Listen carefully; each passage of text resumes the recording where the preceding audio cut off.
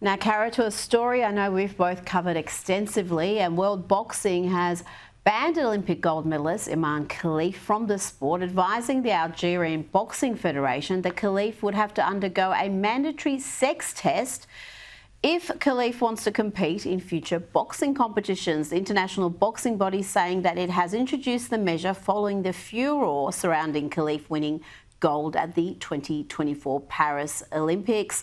Caroline, I remember at the time there were a lot of people outraged that this was even being talked about, but there was quite obviously something very wrong. Absolutely.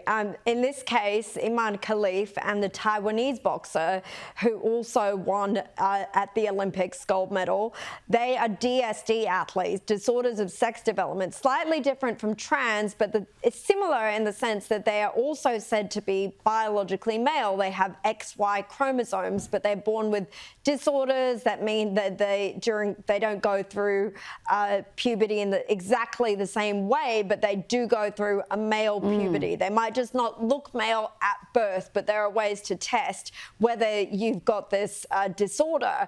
And that's what both of these athletes are said to have. Now, it's similar to the issue of transgender athletes in women's sport because they've both reportedly gone through male puberty. They have all the advantages that male puberty affords you: bigger muscles, bigger heart, greater lung capacity. The Italian boxer, female boxer, Angela Carini, who came up against Iman Khalif in the Olympics in the first round, gave up after something like 48 seconds. She said she'd never been punched so hard as she had by Iman Khalif. So this is completely a common sense move, and it's just unfortunate that it's taken this long to get here. People were like yourself and me were speaking out during the Olympics, and many more people around the world, and we were dismissed by the Olympics committee president, Thomas Bach, who called it a culture war issue and said these are women.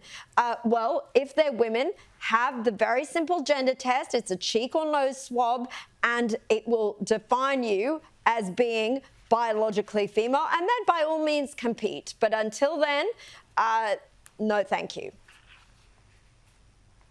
Now, Swedish doom-goblin Greta Thunberg is in a boat and she's heading to Gaza. Hello, I am currently standing on the Madeleine, the ship that on Sunday, June 1st, will attempt to again sail towards Gaza and to try to break the siege and open up a humanitarian corridor by delivering aid like food and medical supplies.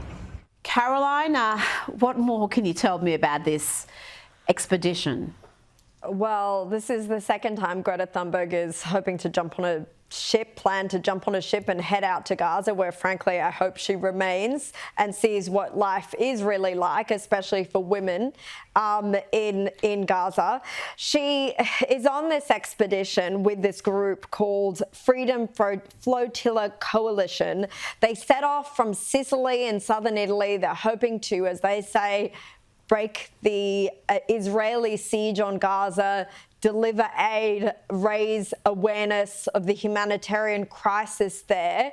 But of course, Greta Thunberg only speaks about what she calls a genocide in Gaza and the starvation of all these people. She never speaks about Hamas, about the horrors. She never puts any context into it that this is a war that was started by a terror organization that has, again, only days ago refused to accept a ceasefire deal put forward from the US. It's only ever one side with her, only ever propaganda. Apparently she's got tired of the climate stuff. Now she's preaching to us on this.